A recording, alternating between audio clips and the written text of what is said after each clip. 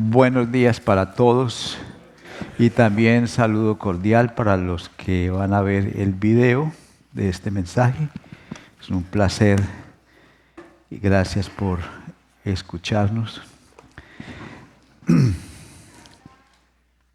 Si usted ha estado asistiendo regularmente a los cultos de los domingos en la mañana, es posible que ya sepa que a partir de Génesis capítulo 12 tenemos el llamado de Dios a Abraham.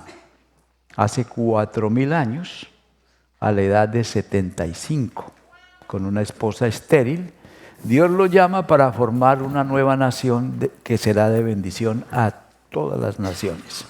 Abraham tuvo un hijo que se llamó Isaac. Isaac tuvo 2 hijos gemelos, Esaú y Jacob.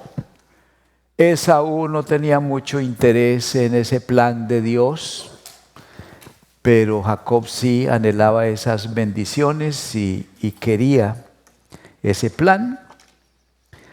Y Jacob tuvo 12 hijos.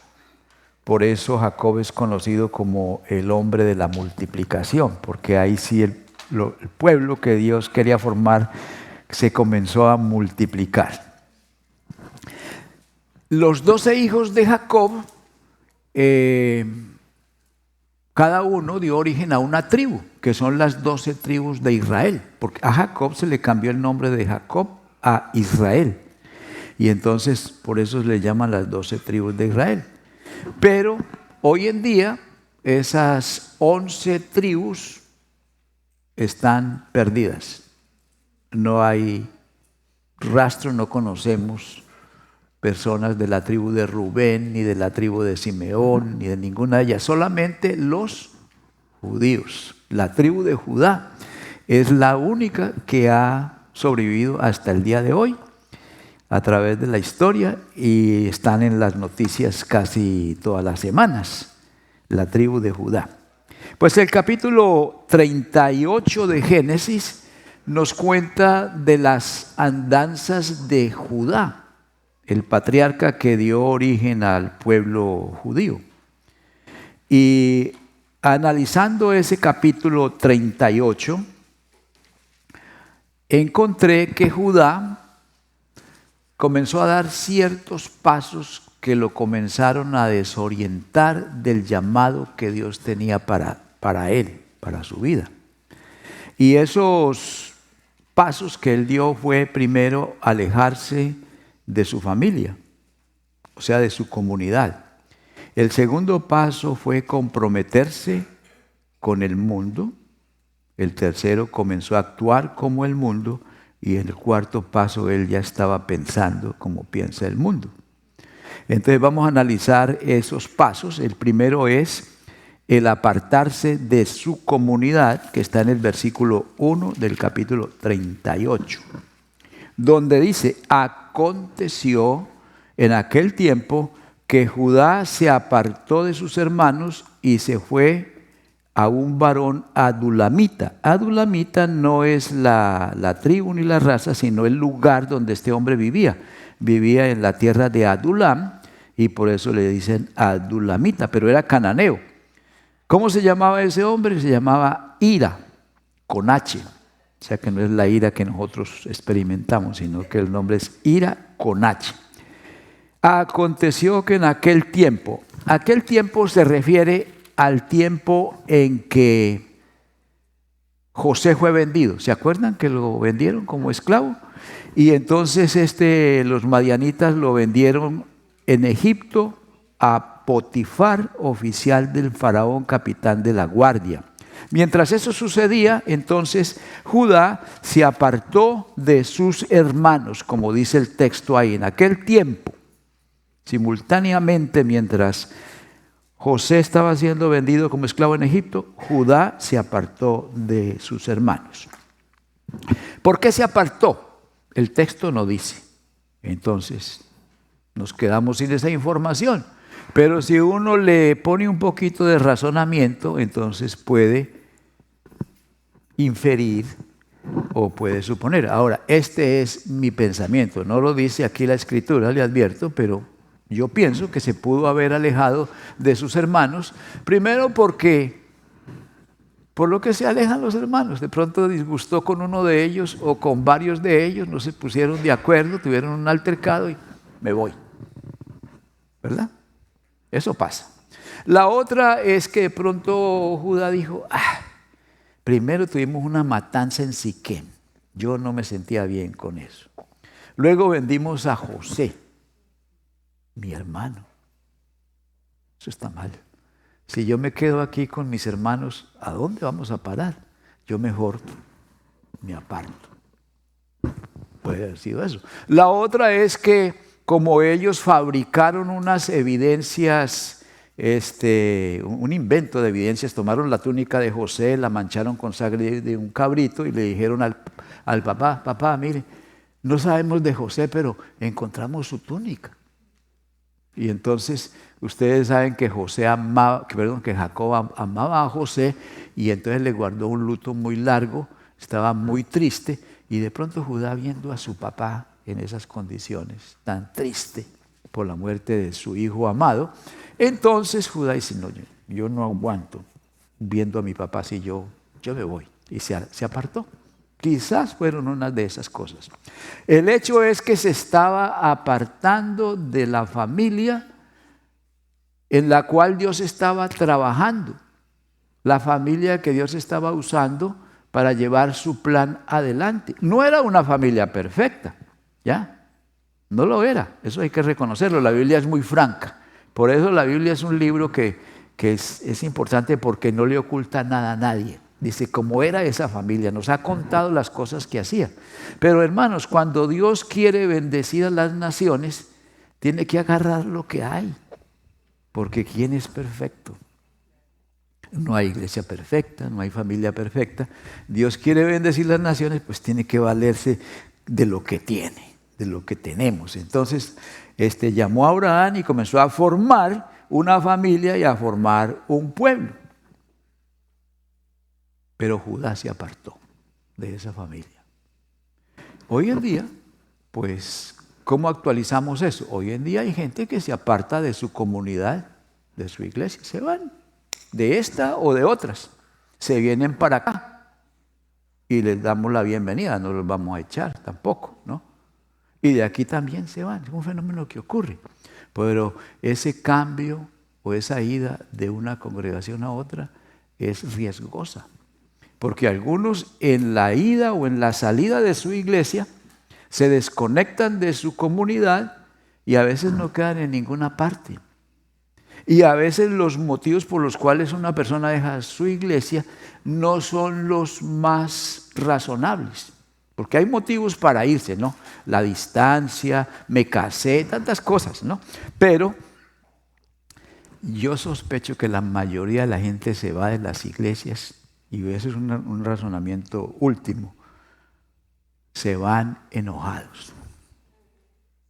El enojo es la clave de por la cual mucha gente se va. No todos, pues se van enojados. Entonces, ¿qué pasa? Que alguien lo ofendió, alguien no lo saludó, alguien le pisó un callo, se enoja y entonces nos castiga con su ausencia. O castigan a la otra congregación y se van a otra, de pronto llegan aquí, castigando a su comunidad porque lo ofendieron. Y yo me pregunto, ¿qué tal que Cristo hubiera dicho, yo también me voy de esta comunidad? Me están tratando muy mal, ¿no? Hasta me quieren crucificar, chao. Pero nunca nos han ofendido tanto como Cristo fue ofendido, ¿verdad? Que ninguno de nosotros tiene huequitos en las manos, ¿verdad? Ninguno. Mis manitos, por ejemplo, están bien. Entonces fíjense que hasta los pastores también se van, porque las estadísticas dicen que el promedio de un pastor en una iglesia es, creo que 3 años. Llegan a una iglesia, a los 3 años se van. Hay razones para irse. El clima no le sentó a la familia, tantas cosas. Pero también muchos se van peleados. ¿Y eso qué quiere decir? Que se van enojados. Entonces, ¿qué hacemos para no ofender a la gente?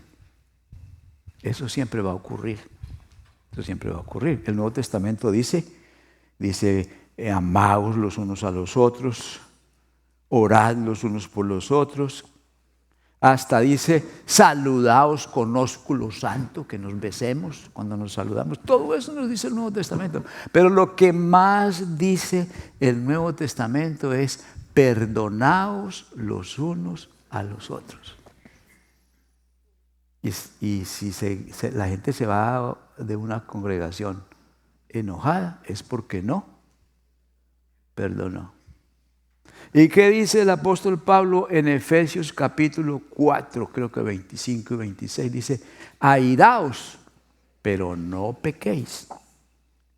Y lo importante es el siguiente versículo, no se ponga el sol sobre vuestro enojo. Y más importante, ni deis lugar al diablo. Mi esposa está leyendo un libro que se llama La carnada de Satanás, pero en inglés es The Bait of Satan. Y entonces dice que el anzuelo o la carnada de Satanás es la ofensa.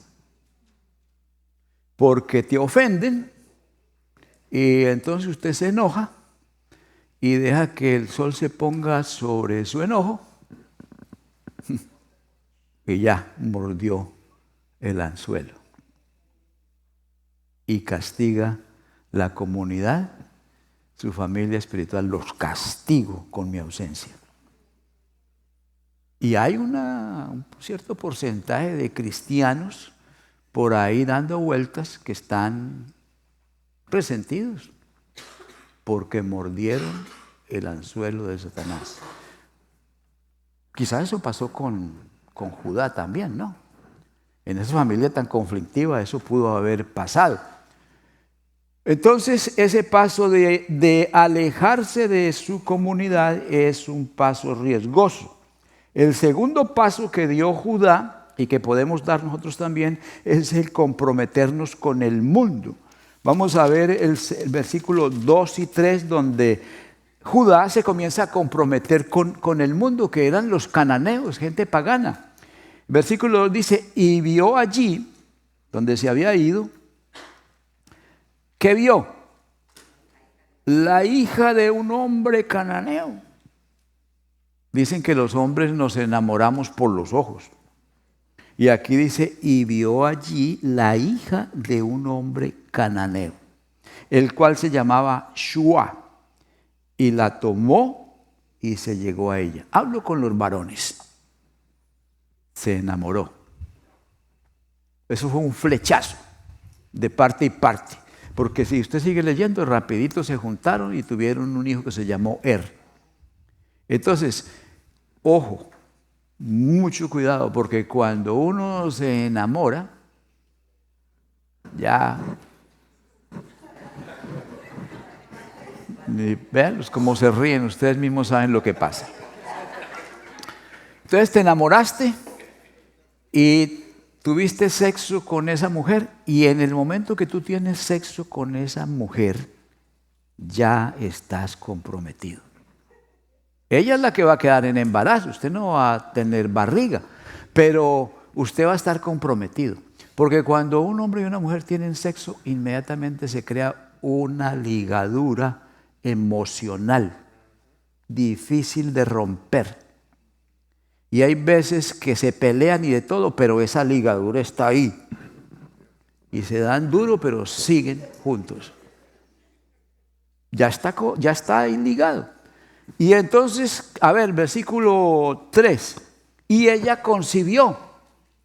Ya está más comprometido. En el momento que te metes con una mujer y ella está en embarazo, más comprometido.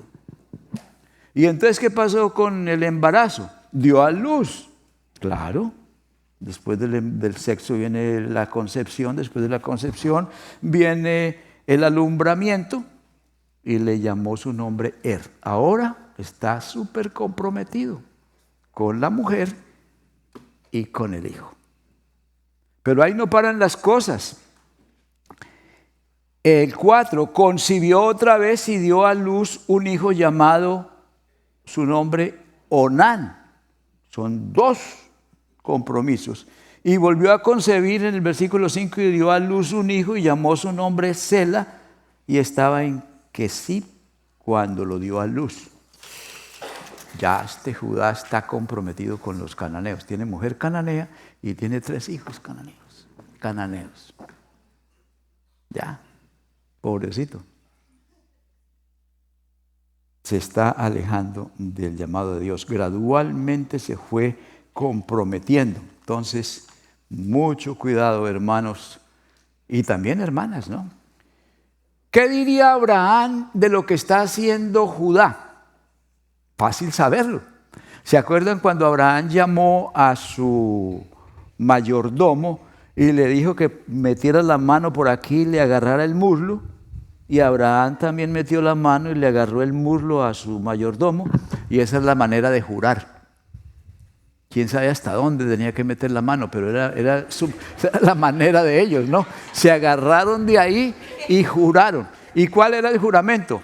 Júrame que no permitirás que mi hijo se case con una mujer cananea. Entonces, ¿qué diría Abraham? No aprobaría eso. Y lo mandó a Padán Aram a que trajera una muchacha de su mismo clan. Y trajeron a Rebeca, que fue la esposa de Isaac. ¿Qué diría Isaac de lo que está haciendo Judá? Bueno, pues ellos tuvieron gemelos, ¿no? Esaú se casó con 2 cananeas, que fueron un dolor de cabeza para la mamá y el papá. Y entonces el papá llamó a Jacob y le dice, mira, no te cases con cananea, vete a Padán Aram y consigue una esposa de nuestro mismo clan. Y entonces eso fue lo que hizo Jacob y se casó con Rebeca. Entonces, mi conclusión es que Abraham e Isaac no hubieran estado de acuerdo con eso. Bueno, ¿qué más pasó aquí? Cuando el primer hijo de Judá con la mujer cananea tenía edad de casarse, que pudieran ser 17, 18 años, esa gente se casaba muy joven, no como ahora, ¿no? Que llegan a los 36 y a los 40 y nada, no se comprometen, ¿no? No se comprometen. Pero bueno, cuando el hijo primogénito de Judá tenía, digamos, pongámosle 18 años, lo casó con otra cananea que se llamaba Tamar.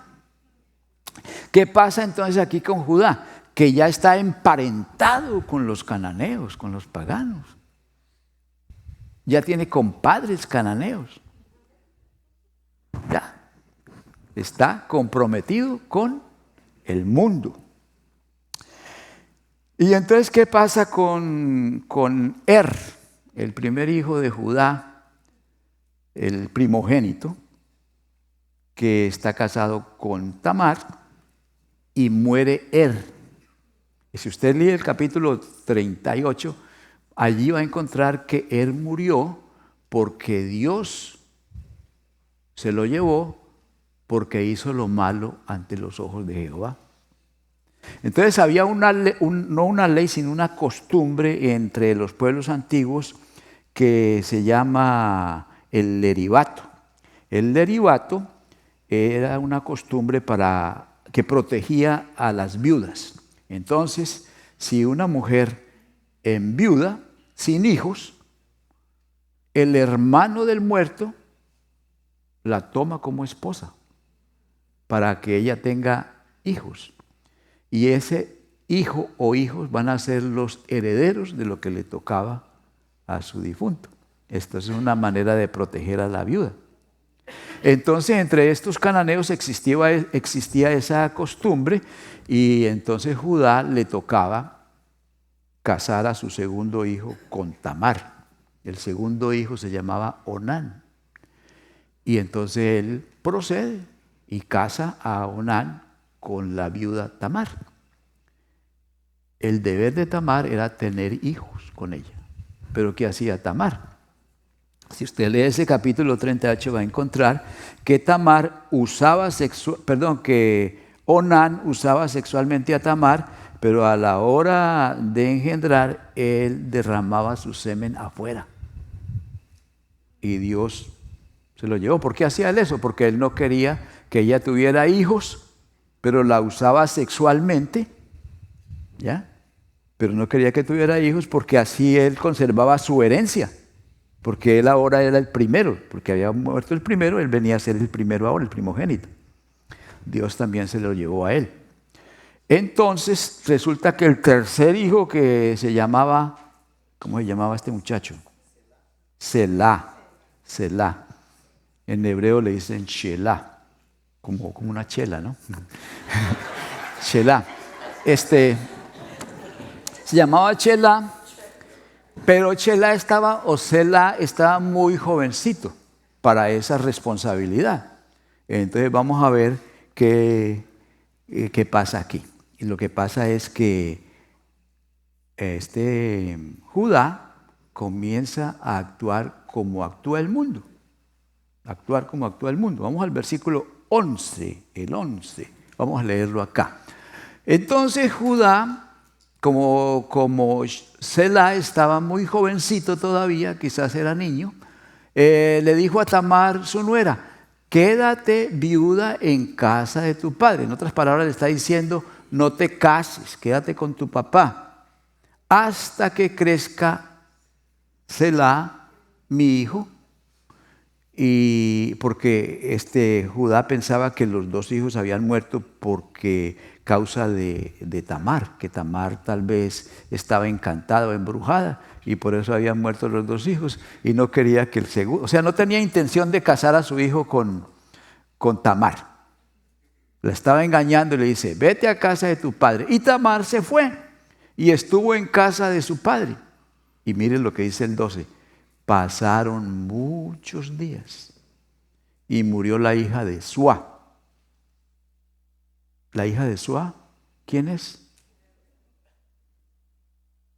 ¿Quién es la hija de Suá? Ahí dice, mujer de Judá. O sea que Judá quedó viudo. Entonces tenemos dos viudos.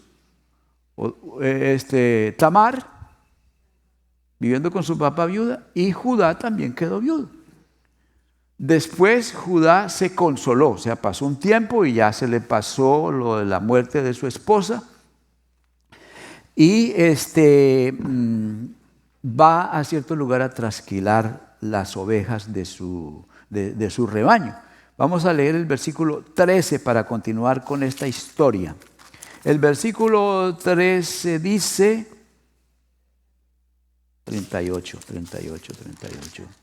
13. Y fue dado aviso a Tamar, le fueron con el chisme, diciendo, tu suegro sube a Timat a trasquilar sus ovejas. Entonces, ¿qué hace Tamar? Versículo 14. Se quitó ella las vestiduras de su viudez, se cubrió con un velo y se arrebozó, o sea, se adornó de cierta manera y se puso a la entrada de Enaín junto al camino de Timnat porque veía que había crecido Selah y ella no era dada a él por mujer, o sea, no le estaban cumpliendo con la promesa que iba a casar a su hijo Selah con ella. Y como de eso tenía que ser así, porque esa era la tradición y esa tradición la protegía a ella. Entonces allí está ella como disfrazada, ¿no? Y vamos al versículo 15. Y la vio Judá y la tuvo por ramera, porque ella había cubierto su rostro. Y entonces se aparta del camino Judá y le dice, déjame llegarme a ti. Así dice la Reina Valera. Y ella le dice, ¿y qué me das por dejarte llegarte a mí?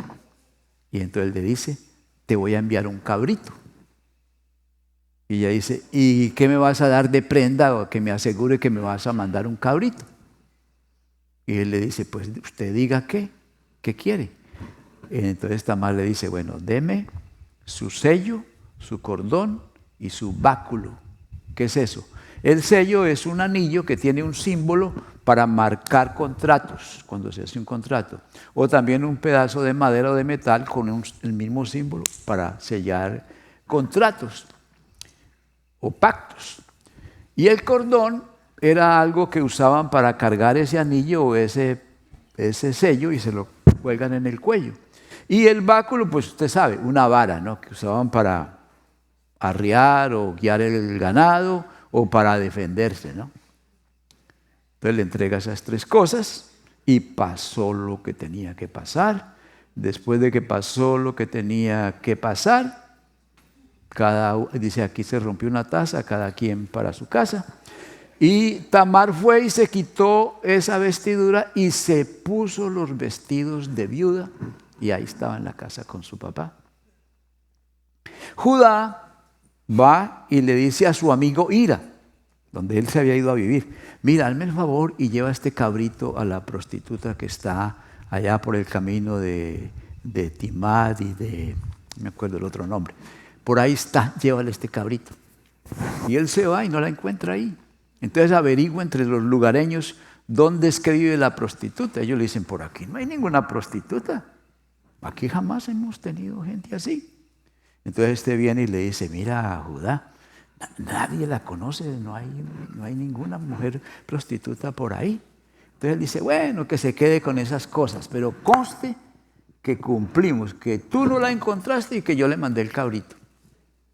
Ahora nos vamos un poquito más adelante para ver cómo este Judá está actuando como actúa el mundo. Ahí lo tenemos, ¿no? Entonces sucede que al cabo de 3 meses, que cuando el tiempo pasa las cosas se van manifestando, y fue dado aviso a Judá, o sea, el chisme, ¿no? Diciendo, Tamar tu nuera ha fornicado, y ciertamente está encinta a causa de las fornicaciones. ¿Y qué dice Judá? Sacadla y sea quemada. ¿Qué le parece a este Judá, no?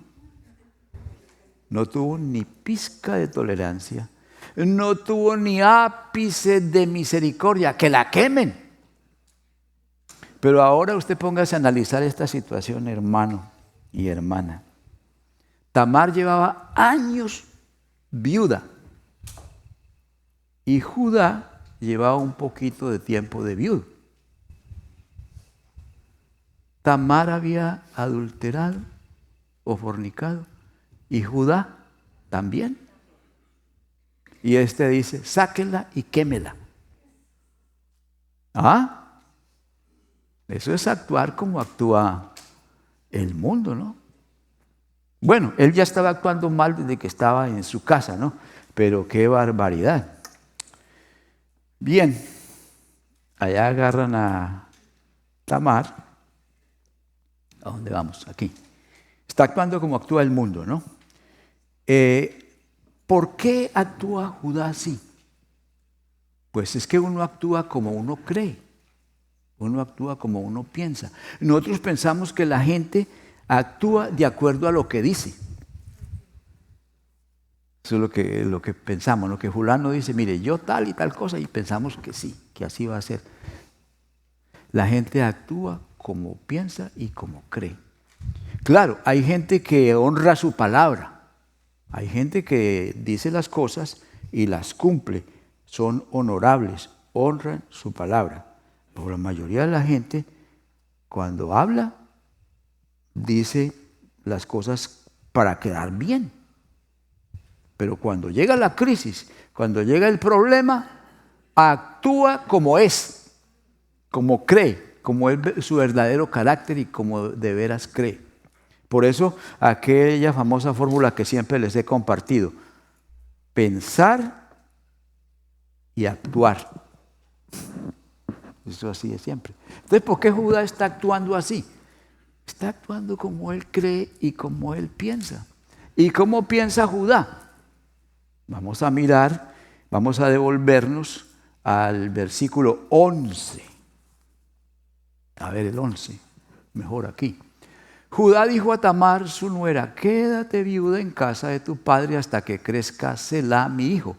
Porque dijo, no es que le haya dicho a Tamar, sino que lo pensó. Porque dijo, no sea que muera él también como sus hermanos. O sea que Judá creía que Tamar estaba como embrujada o encantada y que por eso sus 2 hijos habían muerto al casarse con ella.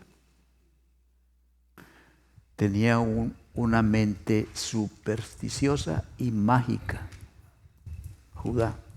Y hermanos, la religiosidad sana no tiene magia ni superstición, porque la magia y la superstición y la brujería operan por temor, y por temor infundado con mentira. Y el evangelio opera por fe. El justo por la fe vivirá. Entonces, si usted es cristiano, por favor, debe dejar esas supersticiones, cosas de brujería, cosas de magia. Eso no combina con el evangelio. Es como el agua y el aceite. Porque fíjese, brujería basado en temor. Siempre es el miedo a algo en la brujería y en la magia y en la superstición. Siempre es el miedo. En el evangelio siempre es la fe. En la brujería, en las supersticiones, algo malo me puede pasar. Tengo que protegerme. Tengo que echarme el agua tal, hacerme la limpia o prender la vela o vestirme de tal manera porque me puede pasar algo malo. En el evangelio es Dios me ama, Dios me va a bendecir. Es por fe. Pero aquí tenemos a Judá pensando de manera supersticiosa y mágica. Y yo lo digo porque en el pueblo evangélico hay mucha superstición, porque venimos del catolicismo y en el catolicismo se mezclan esas cosas. A ver, ¿cómo más pensaba Judá? Vamos a mirar el versículo 24. El versículo 24 nos muestra cómo más pensaba Judá. Ahí está. Gracias por seguirme tan fielmente, hermana. Sucedió que al cabo de unos 3 meses fue dado aviso a Judá diciendo, Tamar, tu nuera, ha fornicado y ciertamente está encinta a causa de las fornicaciones.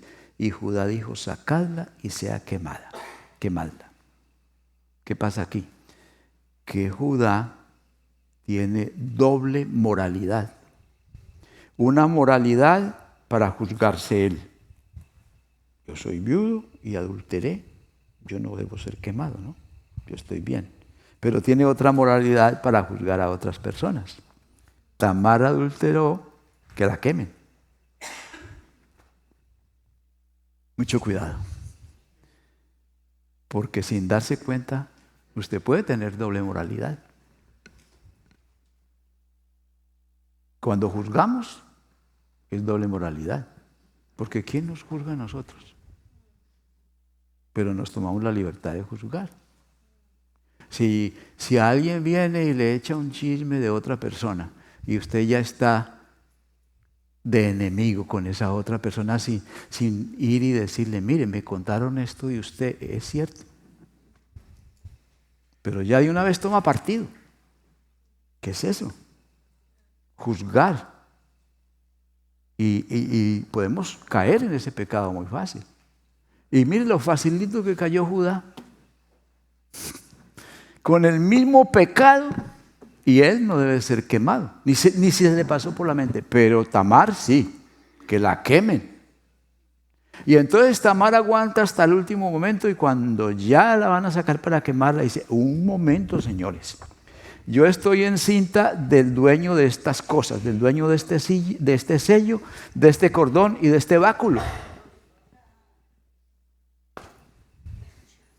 Y entonces mire lo que dice Judá en el verso 26. Si lo tenemos o no lo tenemos. Ahí está. Entonces Judá los reconoció y dijo, más justa es ella que yo, por cuanto no le he dado a Sela mi hijo. Y nunca más la conoció. Conocer significa tener sexo con ella, no tuvo más sexo con ella, pero reconoció. Eso está bien de Judá. Se necesitan pantalones, ¿no?, para reconocer que ella es más justa que él. ¿Cómo se sentiría Judá cuando le mostraron esas cosas? No, ella dice que ella está encinta del dueño de estas cosas. ¿Cómo se sentiría? ¿Sabe cómo se sentía Judá? Yo le voy a decir, como nos sentimos nosotros cuando nos dicen, ¿y usted no es que es cristiano? ¿Usted no es que lee la Biblia? ¿Usted no es que el líder en Oreb? ¿Usted no es el pastor de Oreb? Cuando nos dicen cosas así, nos sentimos como Judá. Porque usted sabe que nosotros llevamos el nombre de Cristo. Estos llevaban el nombre de Jehová. ¿Ya? Y cuando nos dicen, ¿y esto qué es su comportamiento? Usted no ha dicho, usted no es que es evangélico.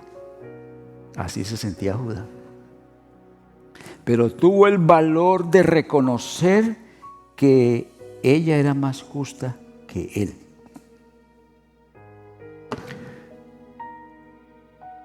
Cuando Tamar fue llamada a cuentas por su pecado, ella mostró algo que la justificó y la defendió. Cuando Judá fue llamado a cuentas, lo único que pudo hacer fue decir, ella es más justa que yo, y reconoció. Ahí es donde nosotros estamos llamados también a reconocer lo que hemos hecho y lo que somos. Y es posible que uno se considere justo, pero cada vez que uno se considera justo es en relación con otro, ¿no? Yo soy más justo que fulano. Y es posible que sí, que nosotros seamos más justos que otros. Pero no somos suficientemente justos ante Dios. Ninguno de nosotros es más justo que Cristo.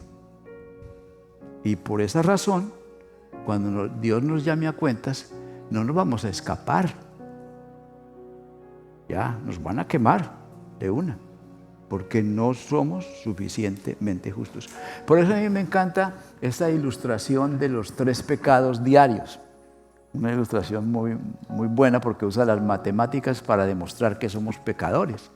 Y entonces la ilustración dice que tomando a la persona más justa, que nada más peca 3 veces al día, en una semana van a ser 21 pecados. Y en un mes van a ser 90. Y en un año van a ser 1000 y pico pecados. Y entonces, si usted tiene 30 años, tiene 30,000 pecados. Pero estamos hablando de una persona muy justa. Pero ya a los 30, a los 20 años ya son 20,000 pecados o 30,000. Yo ya voy casi para los 80, 80 por 3, ¿por qué? Por 1000, son 80,000. Si uno se presenta delante de un juez con 10,000, 15,000, 20,000 pecados o 1000 delitos y ese juez lo deja libre, ¿será un buen juez? No. Entonces no tenemos nada que mostrar. Tamar tenía esas 3 cosas, pero nosotros no tenemos nada que mostrar. Nos toca reconocer y arrepentirnos. Pónganse de pies. Y vamos a orar, por favor. Señor, tú que escuchas al desesperado y a la desesperada, Pedimos que tengas misericordia de cualquier persona aquí en esta congregación que esté siendo privado de lo que le corresponde, de lo que le pertenece, como a Tamar. Te pedimos que cuando nosotros comencemos a dar pasos que nos desvían del llamado que tenemos en Cristo Jesús, que por favor, Señor, tú crees situaciones que nos hagan tomar conciencia de que nos estamos desviando y que tengamos el valor de reconocer que hemos obrado mal y de enmendar nuestros errores. Y si hay aquí alguien que ya entiende quién es Cristo Jesús, que Cristo Jesús es Dios con nosotros, y entiende que es pecador y que no tiene manera de justificarse, entonces yo le invito que en este momento hable con Cristo Jesús y le diga: Señor, yo sé que tú eres Dios, yo soy pecador y en este momento lo reconozco y me encomiendo a ti para mi salvación. Confío en ti como mi único, verdadero y suficiente Salvador personal. Amén.